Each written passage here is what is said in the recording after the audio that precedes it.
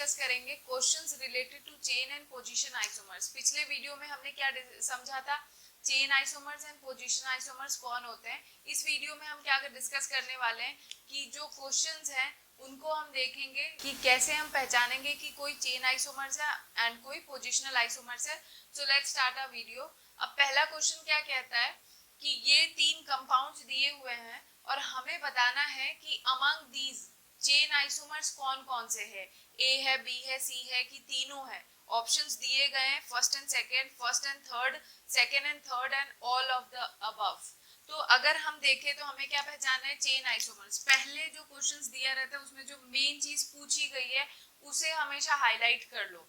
तो chain isomers पहचानना है। चेन आइसोमर्स में क्या कंडीशन होता था कि पेरेंट कार्बन चेन में हमेशा क्या होना चाहिए, different number of carbon atom होना चाहिए या फिर सब्स्टिट्यूएंट डिफरेंट होना चाहिए, और सब्स्टिट्यूएंट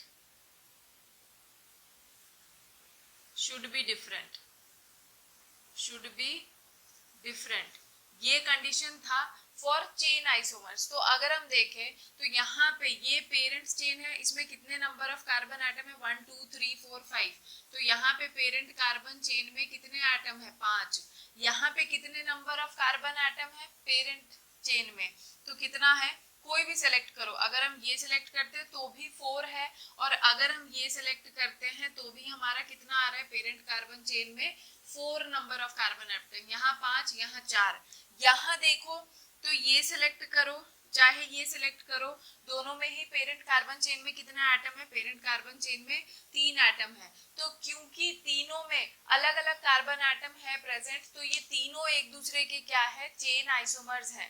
क्योंकि देखो ना यहाँ पे क्या दे रखा है, methane, ethane, propane, butane, pentane, pentane है। और हमें पता है कि पर्टिकुलर कंपाउंड का चेन आइसोमर्स में अगर किसी एक कंपाउंड का हमें आइसोमर बनाना है तो हम क्या करते हैं, उन्हीं 5 को अरेंज करेंगे डिफरेंट तरीके से। और डिफरेंट तरीके से हम कैसे कर सकते हैं, थ्रू ब्रांचिंग, ताकि चेन आइसोमर्स में अलग अलग number of carbon atom create हो। अगर अलग अलग number of carbon atom present है या फिर अगर number of carbon atom same है, तो अगर सब्स्टिट्यूएंट अलग अलग है तो वो कंपाउंड्स एक दूसरे के क्या हो जाते हैं, चेन आइसोमर्स कहलाते हैं। तो इनमें इसमें से ऑप्शन कौन सा होगा, fourth one, that is all of these. अब हम क्वेश्चन नंबर सेकंड देखें तो क्या पूछा गया है, among these first is the chain isomer of, क्या कर रखा है कि ए बी सी दे रखा है और पूछा है कि जो पहला वाला है, जो ए है, वो इन दोनों में से किसका चेन आइसोमर है, मतलब ये दोनों में से कौन फर्स्ट वाले का चेन आइसोमर्स होंगे। तो देखो जो चीज पूछा उसे हाईलाइट करो, first is the chain isomer. तो यहाँ पे कितने नंबर, पहले वाले में देखो कितने नंबर ऑफ कार्बन एटम है, 1 2 3 4 5, 1 2 3 4 5, किसी से भी लो 5 ही कार्बन एटम है। तो यहाँ पे पेरेंट कार्बन चेन में कितने एटम है, 5। तो अगर इन दोनों में जिसमें 5 होगा पेरेंट कार्बन चेन में एटम, वो उसका चेन आइसोमर्स नहीं होगा, या तो 5 से कम हो, ठीक है। तो यहाँ पे अगर हम बी वाले में देखें तो वन मेन चेन कौन सा बना सकते हो, 1 2 3 4, या फिर 1 2 3 4, या फिर 1 2 3 4, ये सब बन सकते हैं। तो यहाँ पे पेरेंट कार्बन चेन में कितने मैक्सिमम एटम होंगे, 4, ठीक है।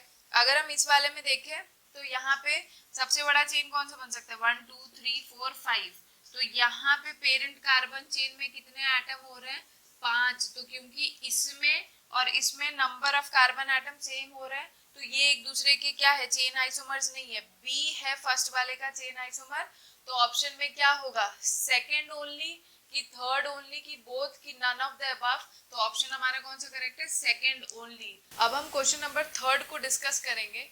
क्वेश्चन नंबर थर्ड में क्या बोला है, first is the chain isomer of, पहला जो है वो चेन आइसोमर किसका है, मतलब ए का है, बी का है, सी का है कि ऑल ऑफ द अबव है। तो देखो चेन आइसोमर मैंने कंडीशन बता दिया है, पेरेंट कार्बन चेन में, पेरेंट कार्बन चेन में डिफरेंट कार्बन एटम होना चाहिए, डिफरेंट कार्बन एटम होना चाहिए। तो अगर हम यहाँ पे देखें, डिफरेंट कार्बन एटम होना चाहिए and different number of substituent. अब हमारा ये वाला जो क्वेश्चन है, इसमें अगर हम देखें तो बेंजीन रिंग है, मतलब ये रिंग क्या है, ये रिंग है। अब रिंग में तो नंबर ऑफ कार्बन एटम क्या है, सारे के सारे सेम होंगे ना। यहाँ पे भी 6 कार्बन एटम है, यहाँ पे भी 6 कार्बन एटम है, यहाँ पे भी 6 कार्बन एटम है। तो हम पेरेंट कार्बन चेन से तो अब चेन आइसोमर नहीं पहचान पाएंगे, तो पेरेंट कार्बन चेन वाला क्राइटेरिया हट गया। तो अब हमें क्या देखना है कि सब्स्टिट्यूएंट का नंबर अगर डिफरेंट होगा तो वो चेन आइसोमर्स बनाएंगे। जैसे कि यहाँ पे देखो क्या है, 1 2 3 4 4 कार्बन है और यहाँ पे एक मिथाइल ग्रुप लगा है। यहाँ पे सब्स्टिट्यूएंट में कितने कार्बन है, 1 2 3 4, ठीक है। अगर हम इसमें देखें तो कितना है, 1 2 3 4। यहाँ पे भी सब्स्टिट्यूएंट के पास कितना कार्बन एटम है, 4। यहाँ पे देखो तो 1 2 3 4 5। यहाँ पे सब्स्टिट्यूएंट क्या है, अलग प्रेजेंट है, कितना है, 5 है। और बताया था मैंने कि अलग होना चाहिए सब्स्टिट्यूएंट, तो इसका मतलब first is the chain isomer of C. ये दोनों एक दूसरे के क्या है, चेन आइसोमर्स। देखो क्या है, यहाँ पे जो ये ग्रुप यहाँ एज ए साइड चेन लगा था, वो यहाँ पे हमारा मेन चेन में कंसीडर हो गया, इसीलिए यहाँ पे भी 5 है, यहाँ पे भी 5 ही कार्बन एटम है साइड चेन में। बस दोनों का अरेंजमेंट क्या कर दिया है, डिफरेंट कर दिया है। चेन आइसोमर्स में यही होता है, नंबर ऑफ कार्बन एटम अगर 5 है तो पांचों को अलग अलग तरीकों से हमें उसे क्या करना होता है, अरेंज करना होता है, ताकि पेरेंट कार्बन चेन में different number of carbon atom आए। तो इसका मतलब आंसर हमारा क्या है, first is the chain isomer of second की थर्ड, तो थर्ड ओनली होगा। तो हमारा ऑप्शन क्या है, थर्ड ओनली, बी है हमारा ये ऑप्शन। और अब हम क्वेश्चन नंबर 4th और 5th को देखेंगे। सबसे पहले अभी मैं यहाँ पे एक चीज बताना चाहती हूँ, ये जितने भी क्वेश्चंस मैं डिस्कस कर रही हूँ ये मैं टॉपिक वाइज करवा रही हूँ। और दूसरी बात, ये सारे के सारे क्वेश्चंस क्या है, प्रीवियस ईयर क्वेश्चंस है जो कभी ना कभी पूछे गए हैं। तो अगर हम देखें तो क्वेश्चंस का लेवल बहुत ईजी होता है अगर हमारा कंसेप्ट क्लियर है तो। क्योंकि बच्चे क्या करते हैं, एक ही बार प्रीवियस ईयर उठा के देखते हैं तो उन्हें लगता है कि नीट और जे या कोई भी कंपटीशन का लेवल बहुत हाई होता है। ऐसा नहीं है, अगर एक एक टॉपिक वाइज क्लियर है उसके बेसिस पे अगर हम क्वेश्चंस करें तो हमारा कंसेप्ट भी स्ट्रांग होगा और पेपर बहुत इजी लगता है। तो यही चीज है, ये क्वेश्चंस के लेवल बहुत हाई नहीं है, लेकिन बात यह है कि हम एक चीज पढ़े उसके बेसिस पे क्वेश्चंस को सॉल्व करें, फिर आगे चीज करें, तो धीरे धीरे चैप्टर का कंसेप्ट क्या होता है, पूरा स्ट्रांग हो जाता है। तो अब हम क्वेश्चन नंबर 4 देखते हैं। हमें इसमें क्या बताना है, अमंग दीज पोजिशनल आइसोमर्स, हमें क्या बताना है अब यहाँ पे, पोजिशनल आइसोमर्स। तो पोजिशनल आइसोमर्स में मैंने बताया था कि number of carbon atom parent chain में सेम रहता है, सिर्फ क्या डिफरेंट होता है, साइड चेन जो सब्स्टिट्यूएंट मल्टीपल बॉन्ड या जो भी फंक्शनल ग्रुप होता है उसके पोजीशंस बदलते रहते हैं। तो अगर यहाँ पे देखें तो सबसे पहले देखो कितने नंबर ऑफ कार्बन एटम है, तो यहाँ पे 5 है, पेरेंट कार्बन चेन में कितने है, 5 है, ठीक। और ये है मिथाइल ग्रुप यहाँ पे इसका सब्स्टिट्यूएंट। अब अगर यहाँ पे देखो तो क्या हो जाएगा, यहाँ पे पेरेंट कार्बन चेन 1 2 3 4 1 2 3 4 या 1 2 3 4, यहाँ पे मैक्सिमम से मैक्सिमम कितने आ रहे हैं, पेरेंट कार्बन चेन में 4 है। यहाँ पे देखो कितने हैं, यहाँ पे 1 2 3 4 5, यहाँ पे पेरेंट कार्बन चेन क्या है, 5 है। पेरेंट कार्बन चेन कितने हैं, 5। देखो इसमें पेरेंट कार्बन चेन 5 है, इसमें पेरेंट कार्बन चेन 4 है, तो इसका मतलब A and B are the chain isomers of each other, ठीक है। जब नंबर ऑफ कार्बन एटम या सब्स्टिट्यूएंट डिफरेंट आएगा तो वो एक दूसरे के चेन आइसोमर्स होते हैं, समझ आया। लेकिन क्वेश्चन में पूछा क्या है कि इन तीनों में से पोजिशनल आइसोमर्स कौन है एक दूसरे के, तो जिसके number of carbon atom same आएंगे ना वो एक दूसरे के क्या होंगे, ये एक दूसरे के क्या है, पोजिशनल आइसोमर्स हैं। पीछे डिस्कस कर रखा है, क्यों। अब देखो यहाँ पे क्या है, अब कैसे पोजिशनल आइसोमर्स है, इसमें भी मेरे पेरेंट चेन में 5 है, इसमें भी 5 है। यहाँ पे मिथाइल क्या है हमारा, सब्स्टिट्यूएंट है, और यहाँ पे भी क्या है, मिथाइल हमारा सब्स्टिट्यूएंट है। अब बिकॉज यहाँ पे क्या हो रहा है, सिर्फ सब्स्टिट्यूएंट का पोजीशन चेंज हो रहा है। यहाँ पे ये first second third fourth fifth, second से किस पे आ गया है, इस वाले में थर्ड पे आ गया है। और हमने यही तो पढ़ा है कि पोजिशनल आइसोमर्स कौन होते हैं, जिसमें सब्स्टिट्यूएंट फंक्शनल ग्रुप या मल्टीपल बॉन्ड ट्रिपल बॉन्ड का जो सिर्फ पोजीशन बदले। तो इसका मतलब A एंड C, मतलब first and third are the positional isomers of each other. तो इनमें से कौन सा ऑप्शन सही होगा, first and second, first and third, second and third की ऑल ऑफ द अबव। तो ऑप्शन हमारा कौन सा करेक्ट है, फर्स्ट एंड थर्ड। तो ये हो गया क्वेश्चन नंबर 4। अब हम क्वेश्चन नंबर 5 को देखते हैं। इसमें भी क्या बोला है, पोजिशनल आइसोमर्स बताना है हमें। कौन इन तीनों में से कौन एक दूसरे के पोजिशनल आइसोमर्स हैं? तो देखो यहाँ पे भी 6 कार्बन एटम, यहाँ पे ये तो सीधा सीधा दिख रहा है कि क्या है यहाँ पे एक बार मिथाइल ग्रुप ऑर्थो पे लगा है, एक बार मेटा पे लगा है, एक बार पैरा पे लगा है। तो इसका मतलब ये तीनों ही एक दूसरे के क्या है, पोजिशनल आइसोमर्स, क्योंकि तीनों में ही पेरेंट कार्बन चेन का नंबर कितना आ रहा है, 6, और सब्स्टिट्यूएंट का सिर्फ पोजीशन बदल रहा है। मिथाइल ग्रुप जो सब्स्टिट्यूएंट है वो पहले ऑर्थो पे आया, फिर मेटा पे आया, फिर पैरा पे आया। तो यहाँ पे सब्स्टिट्यूएंट का क्योंकि पोजीशन बदल रहा है तो ये एक दूसरे के तीनों ही क्या है, all of the above are the position isomers of each other. तो अब हम आगे के और 2-4 क्वेश्चंस को देखेंगे। अब हम क्वेश्चन नंबर 6 को देखेंगे। क्वेश्चन नंबर 6 में क्या पूछा है, पोजिशनल आइसोमर्स बताना है कौन है एक दूसरे के पोजिशनल आइसोमर्स। तो देखो यहाँ पे क्या है, यहाँ पे पेरेंट कार्बन चेन में नंबर ऑफ एटम क्या है, 6, यहाँ पे भी 6, यहाँ पे भी 6। तो यहाँ पे तीनों के ही पेरेंट कार्बन चेन में 6 एटम है। तो इसका मतलब ये सभी के सभी पोजीशन आइसोमर्स बना सकते हैं क्योंकि पेरेंट कार्बन एटम क्या है, सेम है।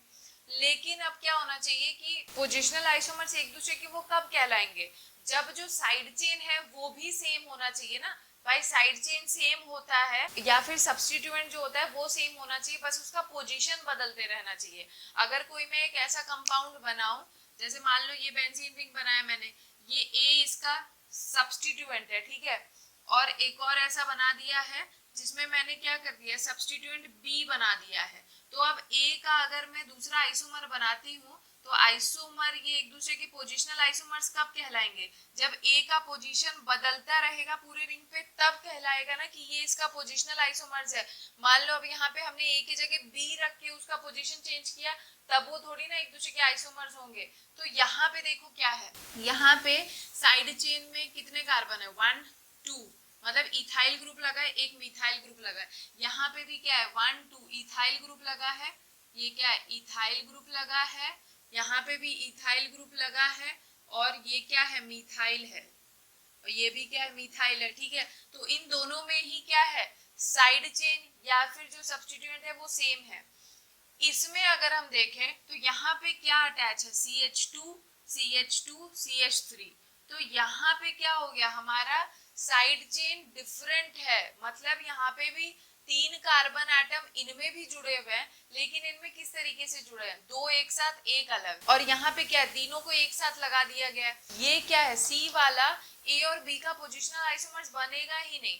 यहाँ पे ए और बी एक दूसरे के पोजिशनल आइसोमर्स है, क्यों, क्योंकि यहाँ पे इथाइल ग्रुप फिक्स है, यहाँ पे मिथाइल ग्रुप पहले कहाँ था, मेटा पोजीशन पे था, यहाँ से शिफ्ट होके कहाँ आ गया, यहाँ पे आ गया। तो इसका मतलब हम क्या बोलेंगे, ए एंड बी मतलब फर्स्ट एंड सेकंड एक दूसरे के क्या है, पोजिशनल आइसोमर्स। तो यहाँ पे क्या हो जाएगा, ऑप्शन ए करेक्ट होगा, ठीक है।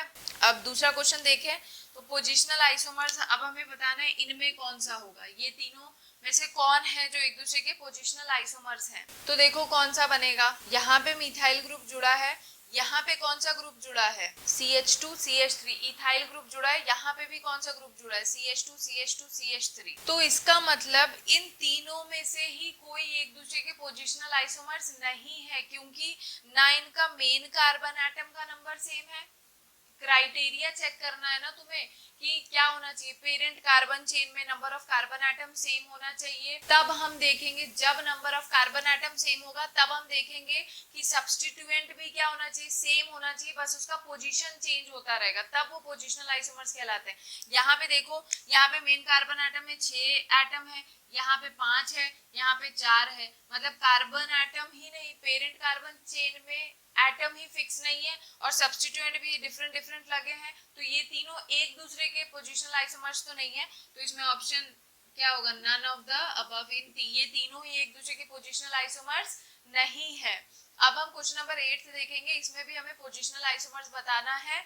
पोजिशनल आइसोमर्स के लिए पेरेंट कार्बन चेन में नंबर ऑफ एटम जब सेम हो जाएगा तब हम उन दो में ढूंढेंगे कि कौन पोजिशनल आइसोमर्स है। तो यहाँ पे देखो 1 2 3 4, यहाँ पे भी, और OH लगा है फर्स्ट पोजीशन पे, यहाँ पे 1 2 3 4, यहाँ पे भी पेरेंट कार्बन चेन में 4 एटम है, यहाँ पे भी पेरेंट कार्बन चेन में क्या है, 4 एटम है, यहाँ पे सब्स्टिट्यूएंट फर्स्ट पोजीशन पे लगा था, यहाँ पे सब्स्टिट्यूएंट सेकंड पोजीशन पे लग गया। जब कार्बन एटम सेम होगा तब हम उसमें पोजीशनल ढूंढेंगे, जब कार्बन एटम डिफरेंट होते हैं तब हम उनमें चेन आइसोमर्स के रिलेशन ढूंढते हैं।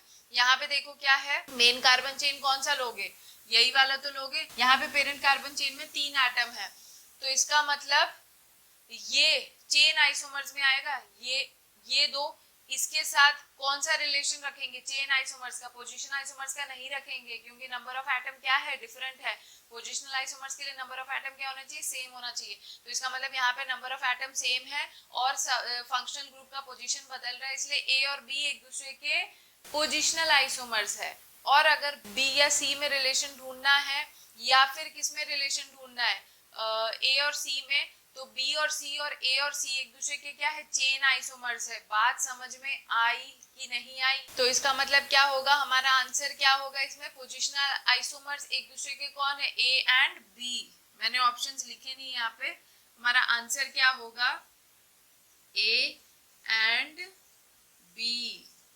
अब हम लास्ट क्वेश्चन देखेंगे, position isomers are found in, positional isomers किस में पाए जाते हैं, ओपन चेन में, कि cyclic compound if ring size is same, फिर क्या बोला, cyclic compound if ring size is different, या फिर बोथ ए एंड बी। पूछा गया है कि पोजिशनल आइसोमर्स किस में पाए जाते हैं, ओपन चेन में, कि रिंग की साइक्लिक कंपाउंड्स में जिसमें रिंग का साइज सेम होगा, कि रिंग का साइज डिफरेंट होगा। तो सारे क्वेश्चंस करते टाइम बार बार मैं इसीलिए रिपीट कर रही थी कि बिकॉज ये सारे क्वेश्चंस पूछे जाते हैं या तो डायरेक्टली या तो इनडायरेक्टली।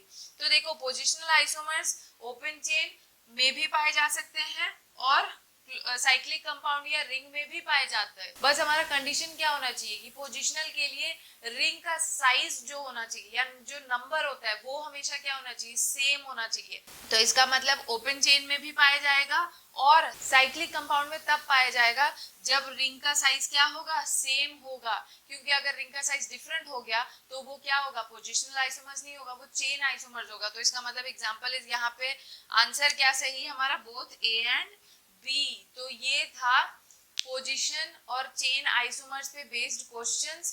जो कंसेप्ट मैंने बताया उस पे और इसी टाइप के क्वेश्चंस पूछे जाते हैं जो मैंने करवा दिए हैं। तो नेक्स्ट वीडियो अब हम क्या करेंगे, फंक्शनल आइसोमर्स का, और इसका थोड़ा सा पार्ट बचा है वो हम उसके स्टार्टिंग में पढ़ लेंगे। तो अगर आपको वीडियो अच्छा लगे तो please like, share, comment and subscribe. Thank you.